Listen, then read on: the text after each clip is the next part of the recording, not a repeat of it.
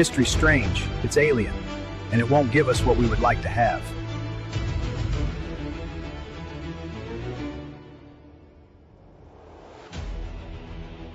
Tuesday mornings at 8 o'clock, we devote to Dave Bowman, and Dave Does History. There is a link to Dave and his history podcast and everything else he does on the show page today at billmick.com. It's headlined Teachable Moments. I'm thinking, Dave, these Tuesdays, 8 o'clock are always teachable moments, but we just happen to have a bevy of them today. Where are you taking us with history this morning, my friend? When we left you last week, we mentioned the Dwight Eisenhower quote that amateurs study tactics, professionals study logistics. Mm-hmm. There's a difference between the two, obviously, and there is an idea that I want you to kind of get your hands around today, which is that the American Revolution, the Declaration of Independence, aren't driven as much by ideology as they are driven by logistics. The way that Britain is trying to do things isn't complete and utter failure and leads to most of their problems. The winter of 1775-1776 in Boston is noted as a particularly bitter winter. It's very cold. It is bored. The British garrison there is isolated because they are encircled. Boston, which had been kind of the main port, the main operations base for Boston, has literally become a trap. And it's cold, and they're hungry. I just can't emphasize that enough. And so the British solution to this is, well, what we need is entertainment. These boys find themselves in a Puritan town. Let's entertain them. At least that will make their salt pork go down a little bit better, even though they don't have any actual, what we would call food. So their officers... Hope is a century and a half away, Dave. Yeah. Well, their officers would form what is known as a corps dramatique, which were also known as Howe's, General Howe's strolling players. And their plan was to stage performances to not just raise morale, but then they would say, hey, you're going to pay us for this so that we can use that money to support the widows and orphans of soldiers who are dead because we were idiotically trying to charge up Breed's Hill a few months ago. So we're going to do that. The British actually take over Faneuil Hall, which is a very historic hall in Britain in Boston, used by the rebels for our meetings to generate up interest in the revolution. They convert this into an elegantly fitted playhouse for the entire season, for the winter. Now, in doing this, they are intentionally insulting the population of Boston, which is very Puritan. They the officers delight in lampooning Boston's traditional ban on theater, which viewed theater and plays and that sort of thing as impious and immoral. General Burgoyne himself, one of the leaders of the British troops, actually writes a prologue for one of the plays that they do that specifically ridicules the Puritan mind in Boston. They cast young women in roles in the plays, which of course is scandalous in Boston. I know it doesn't seem like it should be to us, but to them it was. And they began to perform plays. Bill, they performed The Tragedy of Zara, The Citizen, The Apprentice, The Busybody. Well, and some of these plays, in fact, were written by General Burgoyne himself, which is where things are going to begin to go sideways, because he gets an idea for a play that he wants to write. The problem is he doesn't really understand the people that he's writing the play about. Never let a playwright lead your war effort. We're back in a minute on Bill Mick Live. So, Dave, general playwright doesn't understand the people that he's wanting to write this play about. Tell me the story. Yeah, he certainly doesn't. Now, in fairness, General Burgoyne is an accomplished playwright. He has written plays that have been performed in London's West End. He has written plays that will still yet to be performed, and they are very critically reviewed very positively. So he's not an amateur writing these plays. He also is a general, and As you know, if you know your history, later on he will be impactful in the American Revolutionary War. But he decides in this winter of discontent in Boston, he writes a play, and he then writes the play and leaves the play because he gets on a ship and goes back to England where he can eat, because you can't in Boston. But he's left them this funny play that he thinks is very funny. It's called The Blockade of Boston. This play that he has written features caricatures of Americans. He describes them, he portrays them as bumbling, illiterate. There's even a general in this whole thing who can't really lead troops, but he can give good speeches. He can speechify, but he cannot actually lead troops. Okay. This play is written to be insulting. It's written to be funny and all these kinds of things. Now, here's the problem, Bill. As we talked about last week, there are no secrets. You can't keep anything quiet because there are people in the streets of Boston who are seeing what's going on and they're telling the rebels what's happening. You might as well have social media. I mean, you really might as well, because everybody knows everything anyway. So the Americans, of course, are well aware of the fact that the British have taken over Faneuil Hall.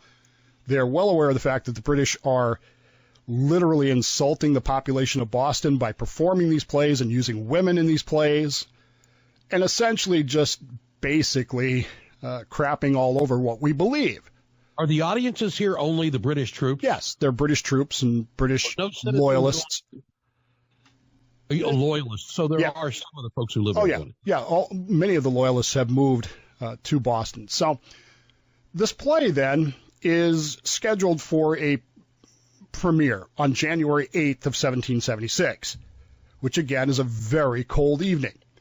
It's the second play that evening. There is a rousing performance of the busybody, and the play goes well. And as the troubadours are getting changed, everything's getting ready to go, it's important to keep in mind that there are no secrets.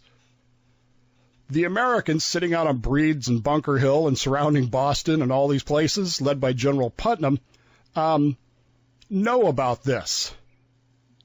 He said foreshadowingly. Mm-hmm. They know what's about to happen. They even know what time the curtain is scheduled to go up. And so, as the curtain rises on the premiere performance of this play, The Blockade of Boston, written by General Burgoyne, a sergeant rushes onto the stage and yells, "Turn out! Turn out! They're hard at it! Hammer and tongue!" Which sounds weird to us, but, again, it's, 18th century British. So the crowd sees this and they just double over laughing. They think that this sergeant is the funniest thing that they have seen all evening. They've been told this is a comedy, it's coming, and they're ready to buy in. They will not, they just laugh.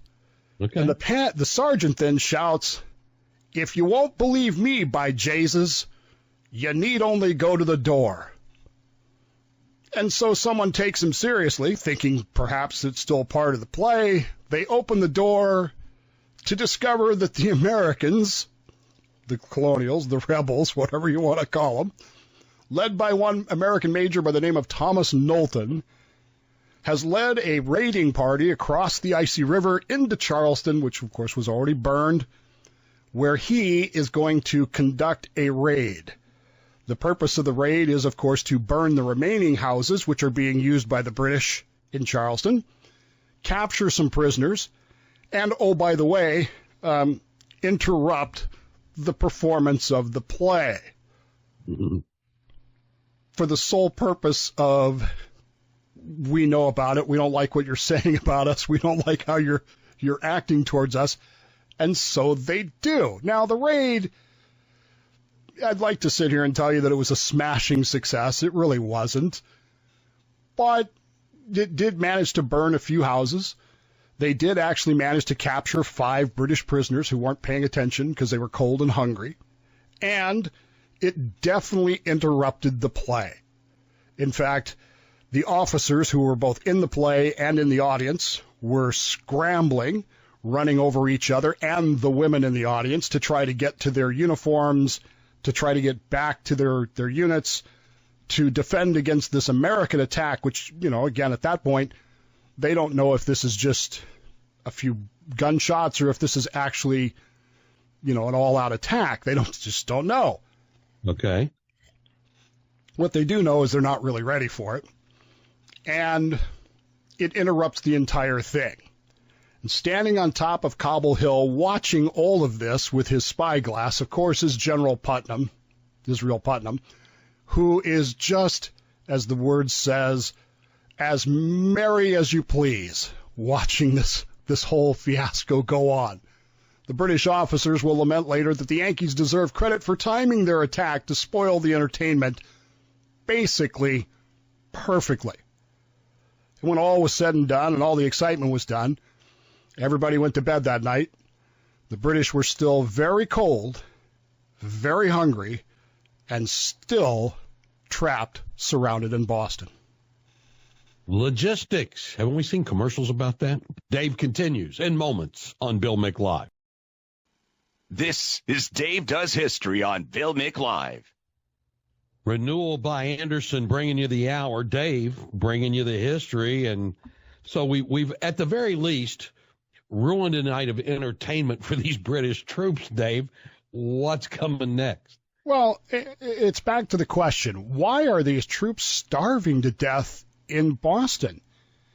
The accounts of what's going on this winter in Boston are heartbreaking. I mean, obviously I'm not in favor of the British, but they are just suffering. It's absurd. But it's also symptomatic. And this is what I was trying to drive at earlier. When Jefferson writes these lists of grievances, they function kind of as forensic evidence. They document the symptoms of a government that has exceeded its operational limits. The British simply cannot govern North America. They don't have the means to do it. When we strip away all the moral language, we find a consistent pattern. London's inability to project authority across 3,000 miles of ocean without breaking down the machinery of government. These grievances are not abstract philosophy. They're forensic evidence of what happens when that government loses its ability to meet its logistical limits. And what am I talking about here? Just to feed this army in Britain in the dead of winter is a huge problem. It takes 6 to 10 weeks for General Burgoyne's or General Howe's letters to get to London saying this is what we need. 6 to 10 weeks is somewhere between, 2 and 3 months sometimes? Mm-hmm. Then London, which, by the way, we could spend days talking about how London is trying to manage this crisis. London, you want to talk about a bureaucratic mess. You have departments that have nothing to do with any of this trying to oversee this. It's insane. By the time London makes a decision, who knows how long that takes, then they have to send information back, which could take 6 to 10 weeks, again, to get back. So we have as much as 20 weeks of lag time here between the time a question is asked and a policy is made. By the time London can react to a crisis in Massachusetts, the situation on the ground is completely different, and the empire can be seen as completely out of sync. Jefferson notes this. He writes in the Declaration things like, he has obstructed the administration of justice. It's that logistical nightmare that makes normal governments impossible. Justice requires a timely adjudication, but that Atlantic gap renders that completely unachievable. By the time you get someone to London for trial, you got 20 weeks before they even decide to bring someone to London for their trial. That's not justice. It's a logistical nightmare. The Crown didn't just obstruct justice out of malice. They were obstructing justice because the mechanism for delivering it, royal assent and oversight, could not function properly. This system required a geographical proximity that they simply didn't have. And then you come to Boston, One of our complaints is he's kept among us in times of peace standing armies without consent of our legislatures. Well, these armies are here because they don't have a choice. They don't have the ability to rule at distance through civilian institutions. Civilian instructions take months to arrive. On-site military force becomes the only reliable extension of state power. And troops become a substitute for governance. They are a logistical workaround for an empire that can no longer rely on civic compliance. So with all of the delays in play, military troops there to keep the colonials in line, no wonder the grievances are piling up, Dave. It's like, we're here to force you to live the way we want you to live. And it's not working. They're quartering these troops, these armed troops in Boston, but they can't even supply them. The stories of them trying to supply these troops in Boston are just, they're terrifying. And you could make a reasonable conclusion that the British should have realized at that point that this war was not winnable. It simply is not sustainable. You can't supply this army. There are stories of ships leaving London with 400, 500 sheep aboard. Guaranteed sheep. I mean, these sheep have been inspected and everything else, and maybe 10 of them will survive the journey if they even get to Boston because of the winter storms. There are stories about supply ships that were driven south by the storms to Barbados. They never even make it to Boston. And, of course, in all of this is the United States Navy, which doesn't really, it's the Continental Navy at this point, which Washington has put together. And they are out capturing ships. They are out capturing what are known as victual ships, ships that are supplying food. They're harassing the British. Less than 15% of the supply ships sent to Boston actually make it there. So a newly formed colonial navy is defeating the strongest navy in the world at the time? And not in one-on-one confrontations, not in a battle like you're going to have, at Trafalgar or that sort of thing. They're just picking off supply ships. And if they run into bigger ships, they run away. Then they live to fight another day. Exactly, yeah. And it's Jefferson that's realizing this. London has sent an army to enforce its authority, but they can't even house these people. They can't provide them. They can't sustain them. They have to give them plays to distract them because they're starving. And it's just insane.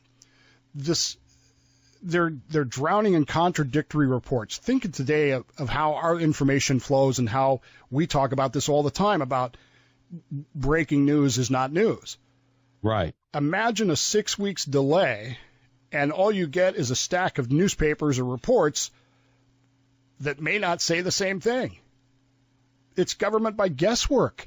They have no clue how to do all this stuff. They can't assent to laws. The king can't give assent to laws because he has no way to know what the best answer is. Well, it's taken 6 to 10 weeks to get information to him. Everything could have changed by the time he reads it, much less replies. Exactly.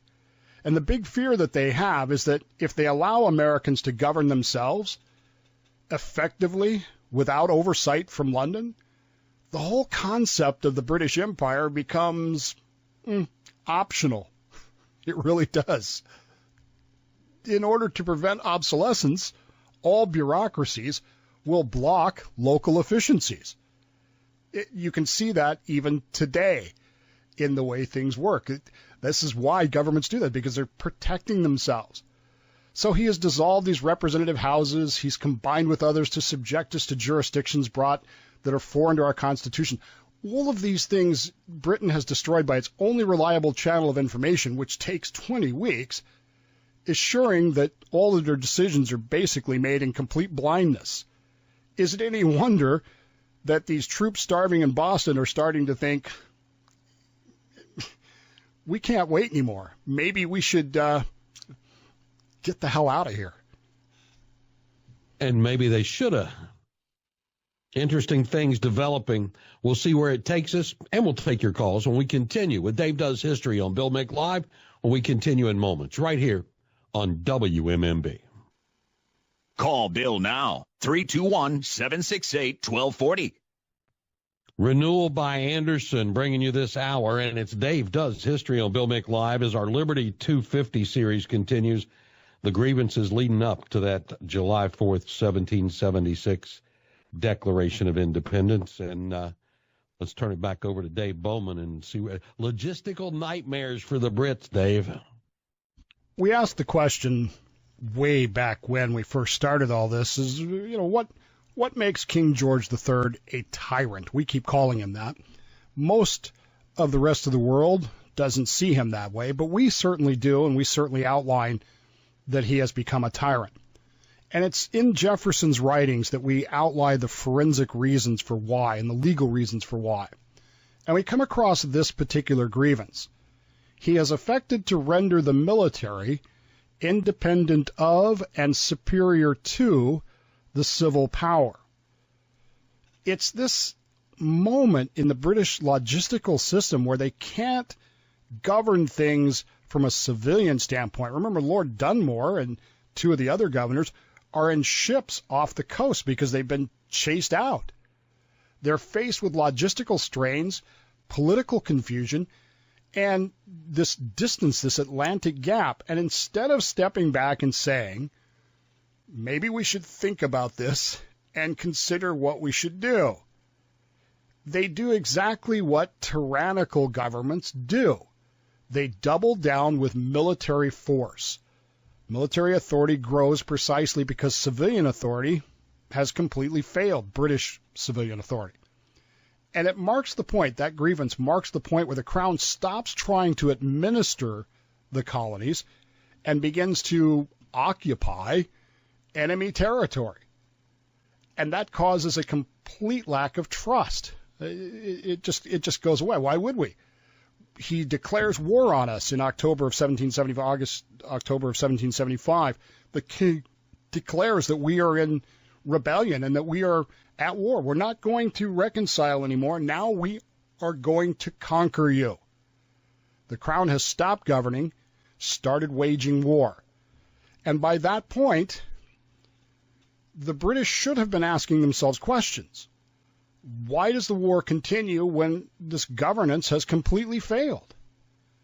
Empires, and I don't care which ones you're looking at throughout history, once challenged, don't know how to stop without unraveling themselves. And once the shift to military enforcement begins to happen, retreat then becomes a humiliation. We can't retreat because if we retreat, then we look bad. And we can't look bad in front of these people, right? They don't continue the war. Britain decides to continue the war, not because they see it as a path to successful governance, but because they cannot accept the precedent of losing. And it's King George III himself who really pushes this. It's King George III himself who begins to buy off Parliament members, who begins to spend his own money on Hanoverian and Hessian troops. It's the king who literally says, we will crush you. If it was purely up to Parliament, at this point, Parliament may have said, we just don't have the money to supply these troops over there to do this. Maybe we should find another route. But because they are so in bed with King George, because King George has so much authority, power, and those kinds of things, he continues to push Parliament the way he wants it to go. It's important to understand that there are people in Parliament who think this is a really dumb, bad, and expensive idea. And many of them are beginning to speak loudly that maybe we should just, let this go. Children grow up. You keep calling them your children, King. Children grow up and they leave home. The problem is, if America does it, who's next? Canada? The Caribbean? India? Which the Crown, by the way, and we haven't even scratched the surface of this, the government of England is in bed with the East India Tea Company. Essentially, everything that England has is invested in the East Indian Tea Company. If India goes away, the entire government is the whole country is going to collapse economically. They can't back down because if they do, well, we look bad. And that literally becomes the driving philosophy. We have to do this because if we don't, we look bad. But the problem is you can't do it. It's 6 weeks each way, 6 to 10 weeks each way. 6 weeks if the weather's good, 20 weeks if it's bad. And, oh, by the way, you've got about 29 British Royal Navy ships in American waters.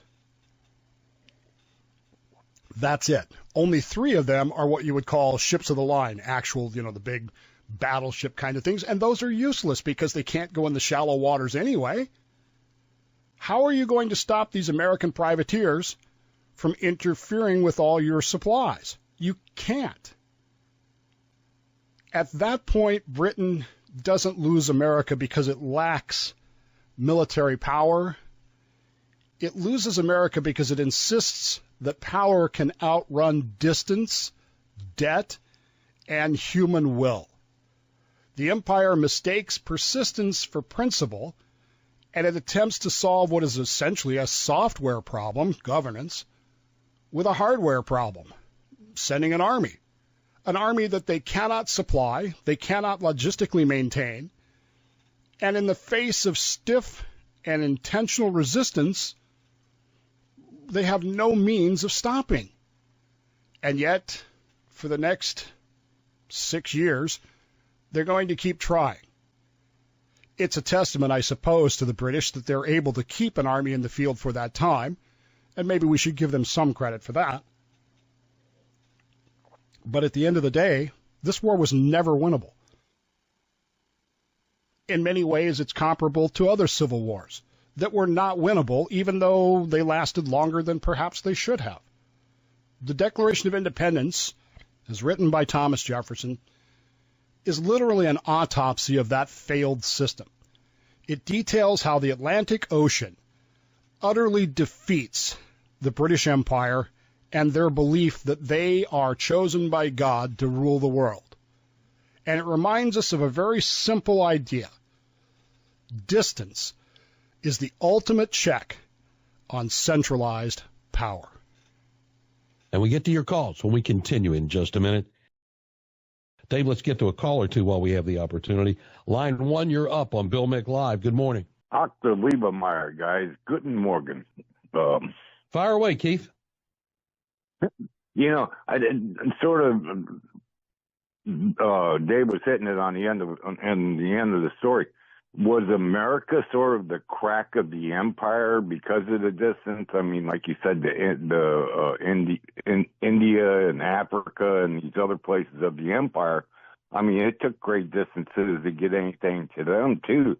I mean, were we the first that sort of put a crack into the empire, Dave? It's an interesting question, Keith. Dave? Oh, we are the first to break away completely from them.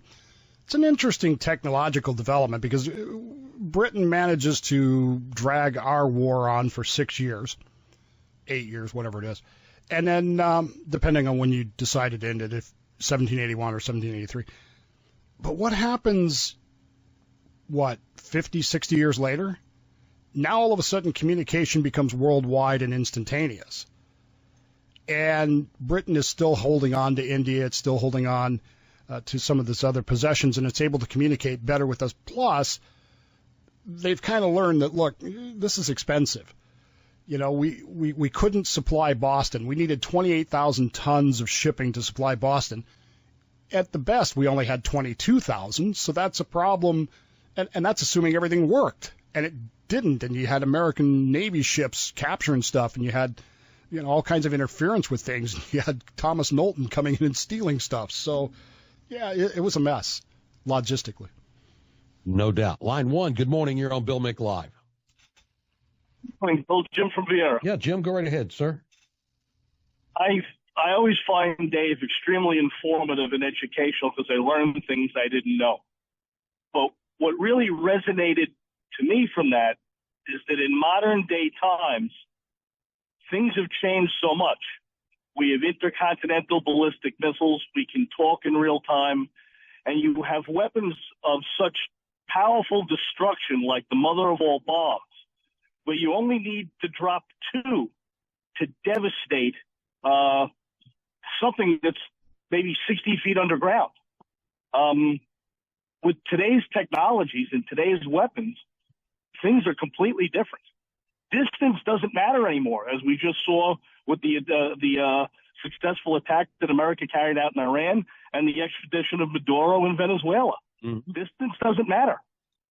We're not safe on 3,000 miles away from our enemies anymore, where back then, logistically, obviously we were, as Dave so eloquently explained. Yeah, that's a good point, Jim. And we no longer stand, 20 yards in front of each other in bright colored uniforms and take turns shooting.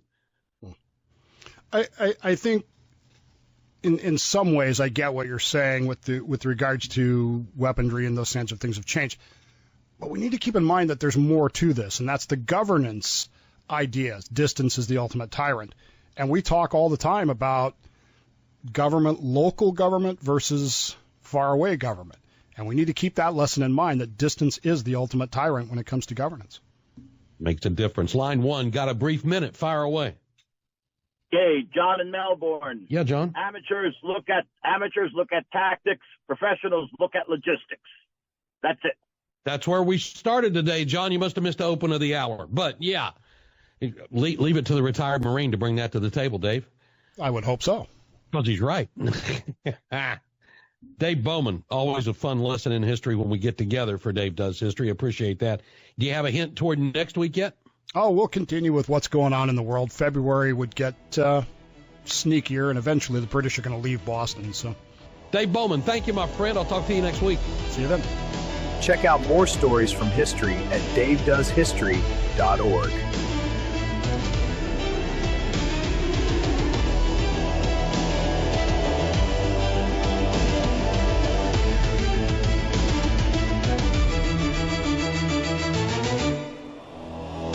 Make history fun.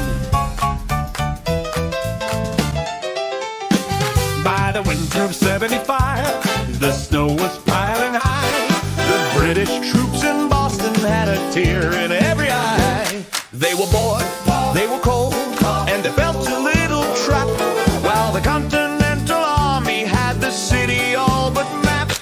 So General Howe and Burgoyne said, let's put on quite a show. We'll build a fancy theater where the high society can go. They took over Faneuil Hall, the cradle of liberty, and turned it to a playhouse for the British infantry. Oh, it's the thieves at a war, but the stage is getting hit. The actors have the costumes, but the rebels have the wit. It's a comedy, it's a tragedy, it's a farce that's gone astray. On the night, reality decided to crash the British play. Now how strolling players were a fancy-looking bunch, acting out their London plays while the city had no lunch. General Burgoyne wrote a script. He was a commander and a scribe, with a mockery of Yankees and a heavy snobbish vibe. He called it the blockade of Boston. The satire, don't you see, mocking illiterate rustics who were fighting to be free. The audience was packed with officers and ladies in their gowns, ready to laugh at Washington and all those clumsy clowns.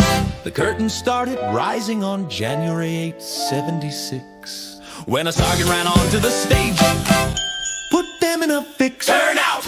Turn out! They're at it, hammer and tongs, but the crowd just cheered and clapped. They thought he belonged.